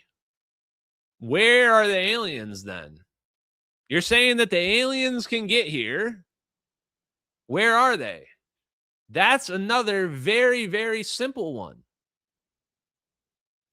They don't give a shit about us. We're basically the equivalent of ants to them. Aliens have teleportation technology. Why would they care about our planet? Why would they care about us other than to monitor? And when they want to monitor us, they're invisible. If you can manipulate space-time to teleport, you can be perfectly invisible all the time. Nobody can ever detect you and see you. So the answer is they're invisible aliens that can teleport, And they don't give a shit about us because they need absolutely nothing from us. And so that's the reason why we don't see them more commonly. But they are out there. They are absolutely out there. And if they wanted to, they could get here. Now, my third thing, this is kind of a cheating. It's probably a two-part thing, which is more to do with God and the nature of aliens. One, there's no inconsistency between aliens and faith. I don't think Andrew Wilson believes there is, but maybe he'll argue it just for the sake of the debate. I hope he does. I specifically asked him to go as hard as possible. I don't want an easy debate. And I don't mean to say like be mean and rude. I just mean bring your best arguments and try to knock it down as hard as you can. I'm not here for, I want the hardest arguments. I would really want to get to the core of this whole issue. But some people believe that aliens can't be real because it's inconsistent with God. And the simple answer to that is God made all of us. God made the cosmos. God made the aliens too. When we think about God, we probably need to have, I think the spiritual understanding of God is this being, extra dimensional being looking over us. That's actually accurate. That's how I look at God. I'm like, God has superpowers that can manifest and create our reality and can basically take my life away at any point, anytime they want. And that doesn't have to be a biological being. That can be a corporal entity. That could be an energy entity. That could be a super intelligent hive mind. Now, I'm not here to say God is an alien, God's a supercomputer. I'm just saying when you look at the physics and you take these things to their natural, logical conclusions, you get to God from first principles. You get to the nature of our reality, which I personally believe is going to be one of cycles. Like what Graham Hancock says, we are going to destroy ourselves with this technology, and we probably have many times before. We've probably figured out 0-point energy many times, and we've destroyed ourselves, and then we've reset ourselves back to zero, and whoever's left picks up the pieces and starts over again. That's my guess. And to me, all of this is very biblical. Revelations, the Alpha and the Omega. So Andrew Wilson has a giant advantage on me when it comes to religious understanding. I went to Catholic school. We studied the Bible, but I wouldn't say I'm an expert by far or at all. But I have the advantage when it comes to the physics, which is why I think it's going to be a great discussion, because I can lean on the physics. He can lean on the religious angle, and we can try to, I think, help people that are out there come to a common, better understanding for the UFO phenomenon and what aliens mean. Because what I want people to understand is aliens probably don't mean little green men. Sure, there's little green aliens. There's every kind of alien. But when you're talking about interacting with a conscious being that's on our level, that kind of interaction, I imagine, is going to be very rare. The more common interactions are going to be ants interacting with extremely advanced, probably far more evolved species. With respect to the technology angle, my path won't be, I'm not going to try to put him down and be like, oh, you don't understand physics. No. The angle with the physics is say, here are the scientific papers and the people that studied them that support the arguments that I'm making. But ultimately, at the end of the day, you believe whatever you want to believe. There's not a lot of experimental proof of gravity manipulation technology. You can point to certain tests, people, experiments, Potkanov, etc. But all the things are controversial. It's more going to be an exploratory debate on if this is true, then why do these things happen? Why do we not control the world? Why do we not win the war in Iran? But we'll see. We'll see what Andrew Wilson has to say. Okay, guys, let's see what else I got for you here tonight. I've got a few more fun things, I think, because we had a couple days off. Let's see, where's my...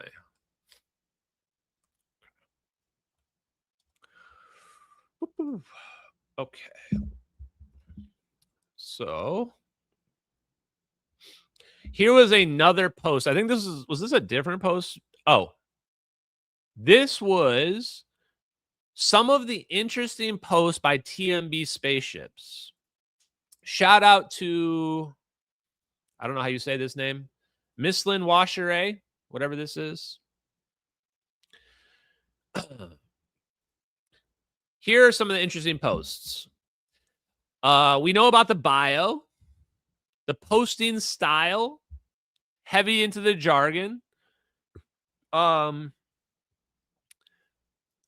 exotic electric field propulsion, ionization, standing shock waves. What was the part I was actually interested in here? Critique of mainstream. Photons and light are irrelevant eddies. Physicists should stick to anime and gaming. Only 3 forces in nature. Historical nods to Thomas Townsend Brown glow discharge paper. One of the things I found out is this glow state in the plasma is a polarity in the plasma. So this may be related to the mode changing in the fusion reactor, in the orb that we're seeing go on. And then he had some interesting posts. This was another one that I think was his, basically like his Tic Tac. He was trying to show us like what the Tic Tac would have been, I think, here in this. Electric propulsive spacecraft. So another thing I want to point out is these diagrams, especially the ion Pumpy Thing, these, no question, would have violated national security. This is why I'm so concerned with this account going missing. And even though it's unlikely to be related to the missing general, the reason why I'm concerned about it, because if these are true, and you might say, well, Ashton, there's not enough in here, right? Like you couldn't build this. And I would say you could get pretty close. This is enough where you could get really, really close. And it's got specific numbers. So if you compare this, for example, to Salvatore Pais's fusion reactor, Salvatore Pais's fusion reactor has way less details than this. His basically just says counter-rotating forces, spin it together, high frequency, but it doesn't specifically state any of that. It doesn't go to this level of detail. This is the kind of thing that I'm sure, if you're in the know and you know about this, you're getting in trouble for this. So when we see these images and diagrams, oh, God, I just remembered. This is what concerns me. And then the other major thing that I can't believe I forgot about this earlier, apologies, McCasland. This is the biggest news. General McCasland met with the Space Force the night before he disappeared. Let me see if I can find that clip real quick. I'm going to repeat that. General McCasland, maybe that's probably Red Panda's probably got the clip, right? Let's go. Oh, here it is. I got the audio.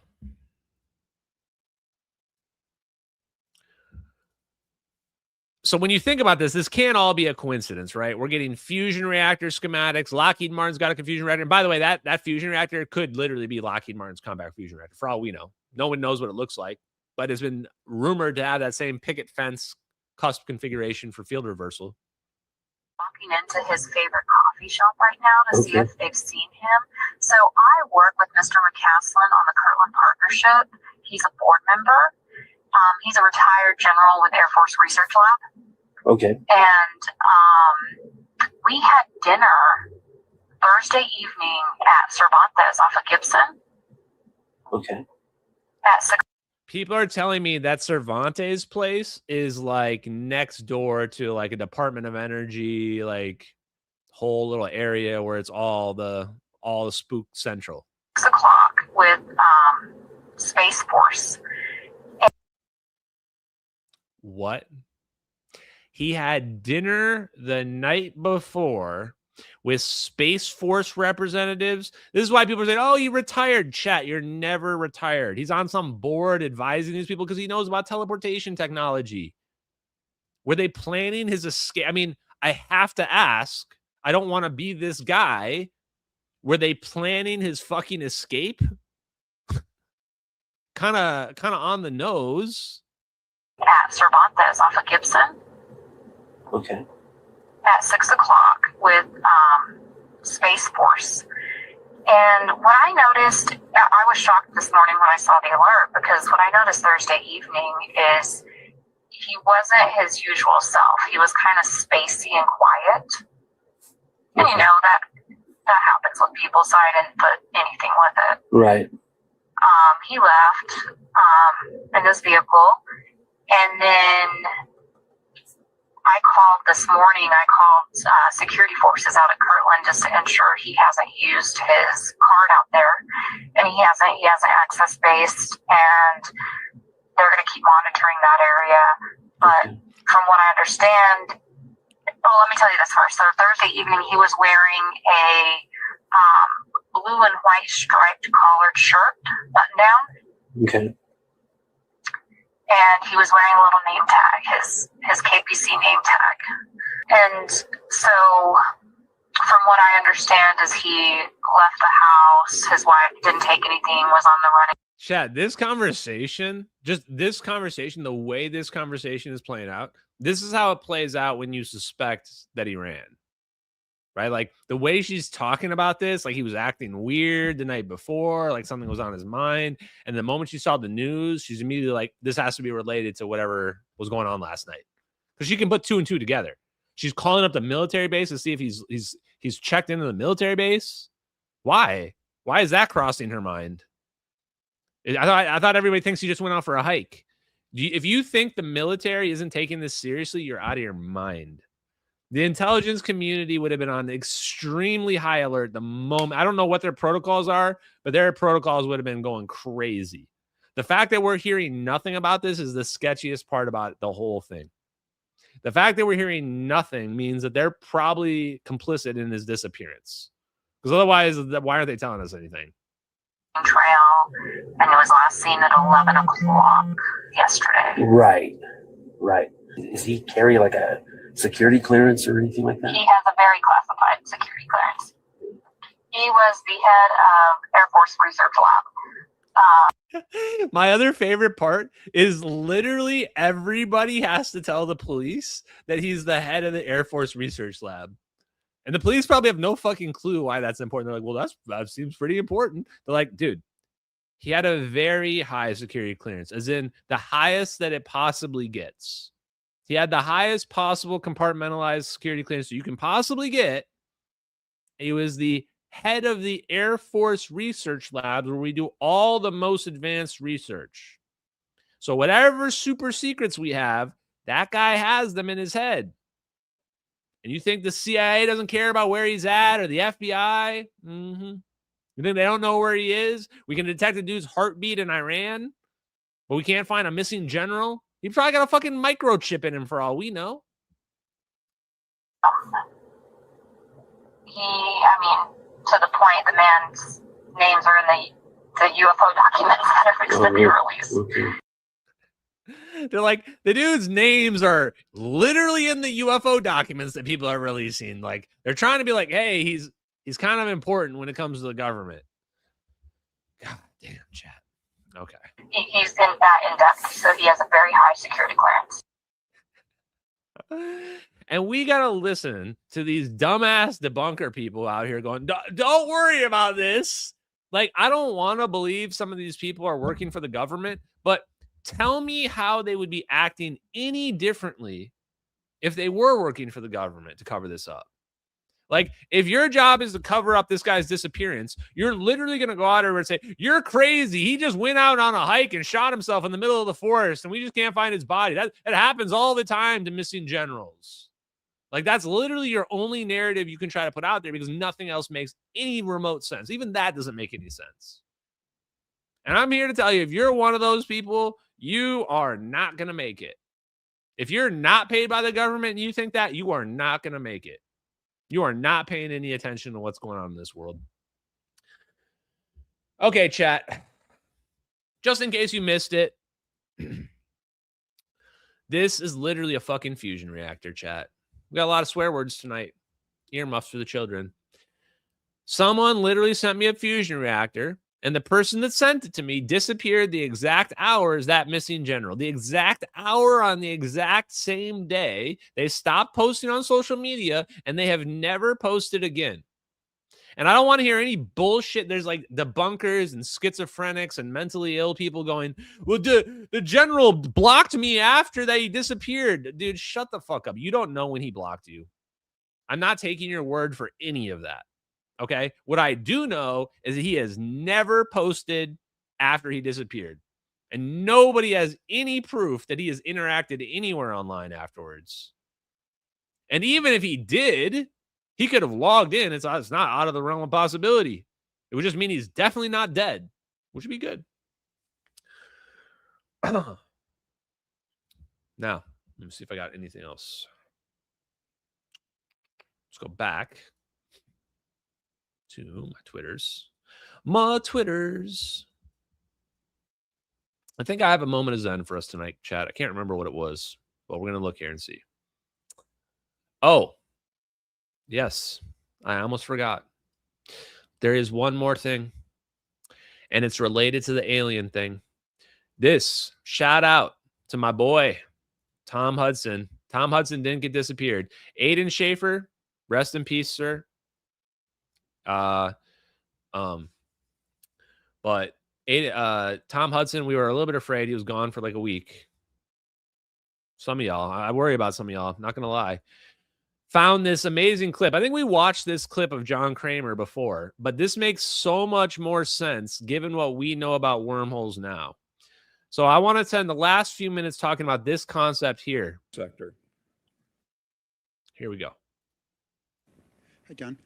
Interesting, but your method for accelerating wormholes is unnecessarily complicated, given conservation of momentum. All you have to do, you don't actually have to put the wormhole into the accelerator. All you have to do is push momentum into one mouth of the wormhole, and it shows up at the other mouth. Yeah, that's very so true. You can just that's the back reaction thing. Yeah. So just. That's why the plane is moving. That's why constant momentum. He says, you don't actually have to accelerate the wormhole. You don't have to accelerate the wormhole. The wormhole is just a doorway. All you have to do is make sure your object has momentum. What is momentum? Movement.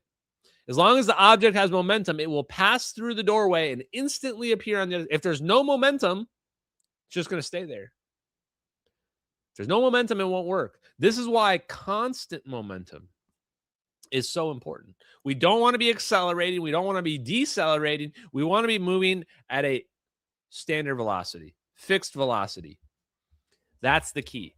So right off the bat, now I hear this guy. I used to think this guy was crazy. Now I'm listening to this guy. I'm going, okay, keep talking. What else you got for me? You got some other tidbits of info for me, boss? Shine the beam into one mouth, and it accelerates the other mouth. Okay, that's a good really point. very You might have to do that for a while. But, yeah, well, you have to do it anyway because you have to have Yeah. a certain amount of momentum accumulated. So either way, but it's just a lot simpler if you don't try to charge the wormhole and accelerate. Right. Another Yeah, comment, by the way, the wormhole that you were talking about spans a distance of about, 1,500 light years. And you 1,200, said, yeah. well, you can't have a network of wormholes. But to make sure you have chronology protection, nobody can have another wormhole traveling in the opposite direction through time in a distance of 1,500 light years. So once you've set up this wormhole network, you are preventing other people from setting up wormholes over a distance of 1,500 light years. And you can only do it if nobody has the opposite polarity time machine within that distance. Holy shit, chat. Also, yes, I just want to take a quick opportunity to say how much I love, respect the CIA, the NSA, the DIA, the DOE, all of our most spooky three-letter agencies. I love them and respect them, and I hope they love me back as well.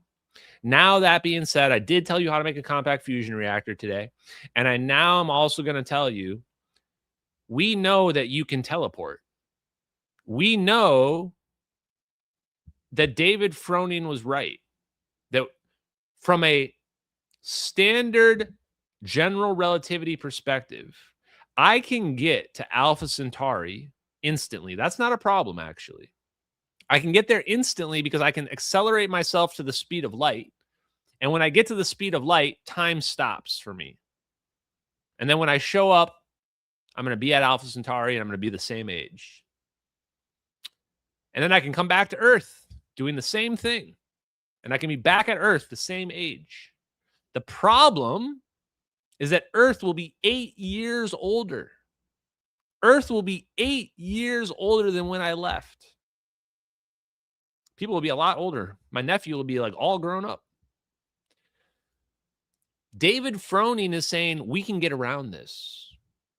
David Froning is saying you're not going to lose the time. David Froning is saying when you go through the portal, you instantly appear on the other side. And this is where everybody comes back and says, "This, you can't do this because this will break causality." And it doesn't actually. You can actually set up the teleportation where it does not break causality. As long as it's one way, as long as there's an anchor, that's fine. But there is a way to break it. There is a way to break time. How? We actually spoke about it a year ago, several years ago. You make more than one portal. You take a portal from here and you hook it up to Mars over here. And then you walk down the street on Mars and you make another portal. And this portal then goes back to the original. The problem is now, if I was super fast, I could theoretically jump through that portal and then jump back and theoretically end up before I left. That's a paradox. That's a time loop that we can't allow to have happen. That's what can't be allowed to occur. That's literally, spoiler alert, pause the stream. That's literally the plot of the show Dark. They create a time-like loop that becomes its own self-consistent reality that can never end because it's a loop on itself. So any alien species, if our understanding of the physics and teleportation is correct, then what that guy is saying is true. What that guy is saying is true. When you set up your portals, you can't have portals on the inside as well. If you have portals on the outside and portals on the inside, overlapping portals, you allow closed time-like loops to occur.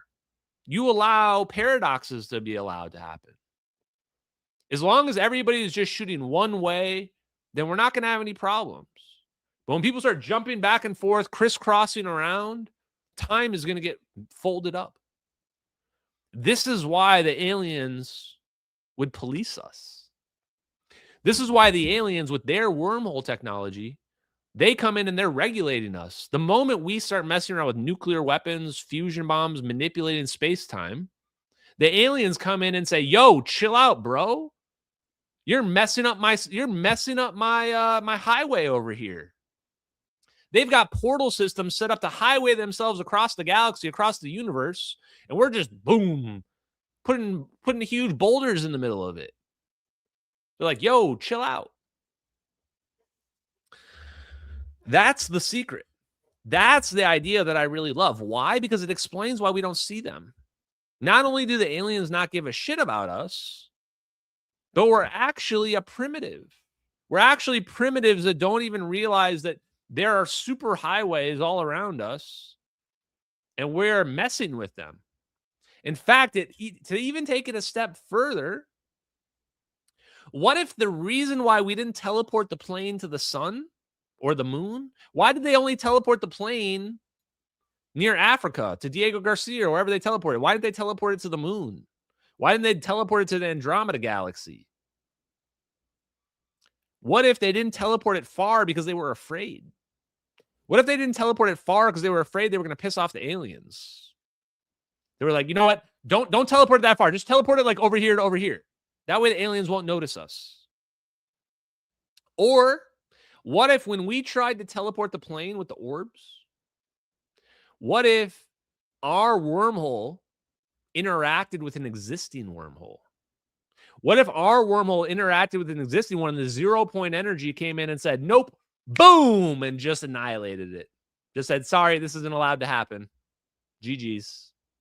What if MH370 was us nuking an alien wormhole? What if we destroyed one of their highways because we wormholed this plane? I guarantee you aren't going to get anybody else anywhere on the internet saying any shit like this. So when they come and try to steal this narrative about wormholes, which they are going to come and try to do, I want you to remember this live stream where you heard all this shit first. So let's listen to our man finish. By the way, how much do you love that the security guy thinks this guy's like a crazy person? He's like trying to get the microphone from him. And John Kramer's just like letting him go. I love it. Here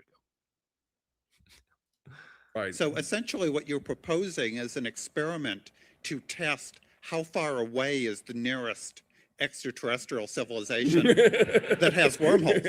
So if you set up a wormhole 1,000 and you blow them up in the process. At the point where your wormhole blows up, you say, okay, that's how far there they it are. is Yes, this is to the next nearest wormhole network. Right. This is a completely new approach to SATI. Yes. Did John Kramer's on that evil energy, chat. He's on that evil energy, that Dr. Evil energy. We're going to find out how far away by blowing up. We're going to teleport an airplane through a wormhole to figure out how close the nearest aliens are. If the plane comes out on the other side and doesn't get annihilated, then we're probably good. I'm like, is that the best experiment we can do? We got to sacrifice 239 people to figure out if there's an alien wormhole overlapping with us? This is the kind of shit, chat, that I don't even want to know if it's real. I don't even want to know if this shit is real. I'm just having a hard enough time with the teleportation right now. When you start talking about alien wormholes and superhighways, it's a little beyond me. Okay, chat. Well, just for John Kramer, because I love John Kramer. Guys, I love all the engineers. I mean, some of these guys might literally be evil. It's hard to say. But I still love them all the same. Like they're my I'm talking about. Like they were my own children. I love them, chat. Here is John Kramer explaining how a wormhole works. This will be your moment of Zen tonight, and then we'll go to the rest of the super chats. Tomorrow, I'm talking about reaching the stars by accelerating a wormhole to very high velocities and shooting it with the stars, and using relativistic time dilation to get there almost instantaneously. So you fly through the wormhole? You send the wormhole there, send momentum-bearing particles through it to steer it around to where you want it. You land it, and then you expand it and get out and explore the planet. I see. I'm going to work on my evil villain laugh. I mean, this man is uncontested champion right now. Okay. Guys, thank you so much, everyone in the pill chat. Appreciate you. I think my pill chat's all messed up. Oh, it is all messed up. Thank you, Methyl, and everybody else in the pill chat. Oh, my God. You guys have so many messages. Okay, sweet. Rumble chat. Thank you, guys. Kia Sarah. Thank you, guys. Living Soul Spirit for hanging out. Empty is slow. Appreciate you guys. Empty pay is low. Gifted the subscription. Thank you very much, man. Appreciate that. Rumble chat. You guys have been on fire recently. I might have started doing Rumble a little bit more. Maybe I can try to do some more stuff for you guys on Rumble. And then we went through the most of the donations. I think the new ones was my channel. Thank you, my channel. What is this? Torturing Ed.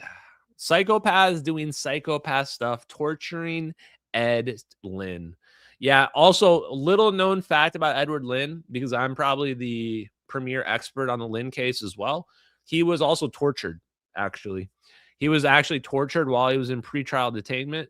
He complained about the guards, like, torturing him, whatever they did. You know, they do stuff where, like, you're not going to have bruises. They put you out in the cold. You know, all the kinds of horrible stuff that they do, like Gitmo kind of stuff. So they really, really, really wanted to make sure they broke him psychologically. I feel bad for him in that regard, but end of the day, we're getting 0 point energy, and I don't care what it takes. So, okay, guys, that's it for tonight. Thank you very much for hanging out. We'll be back on Friday talking more plasma, fusion, 0 point energy, wormhole content, free energy as well. Hope you guys enjoyed. Have a great night, everybody. Love you. Peace out.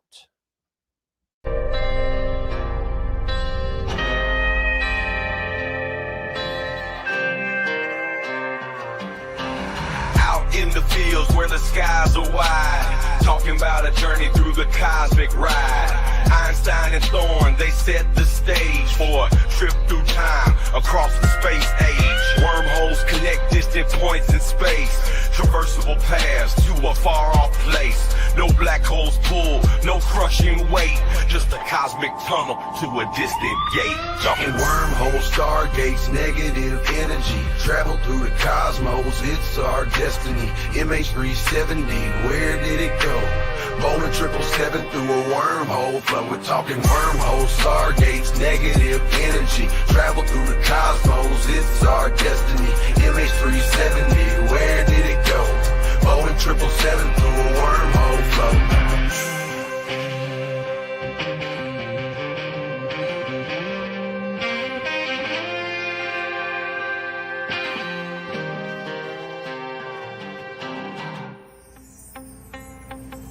Exotic matter, negative energy's the key to stabilize the wormhole for you and me. Quantum vacuum squeeze so tight, creating conditions for this wondrous flight. Static fields and lasers in the lab they play, generating forces in a new kind of way. Gravitational squeezing, Casimir's force, negative zones we need to stay the course. Talking wormholes, stargates, negative energy, travel through the cosmos, it's our destiny. MH370, where did it go? Bowling 777 through a wormhole flow. Thin shell formalism plates so fine, spherical geometry we realign. Energy conditions that we must defy. For a stable wormhole, let's give it a try.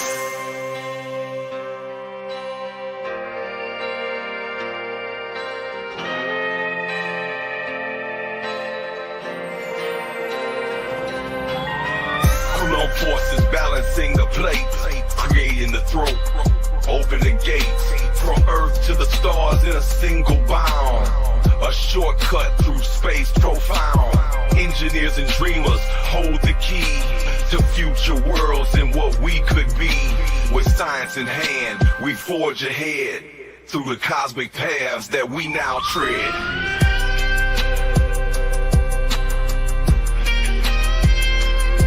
We're talking wormholes, stargates, negative energy, travel through the cosmos, it's our destiny.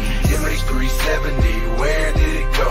Boeing 777 through a wormhole flow. From the fields to the stars, we break the chains. Understanding the universe, we make the gains. Lil Hula Crunk shines, bringing truth to light. Through his music, we'll explore the night. With wormholes and stargates, our path is clear. Exploring the cosmos, our future's here.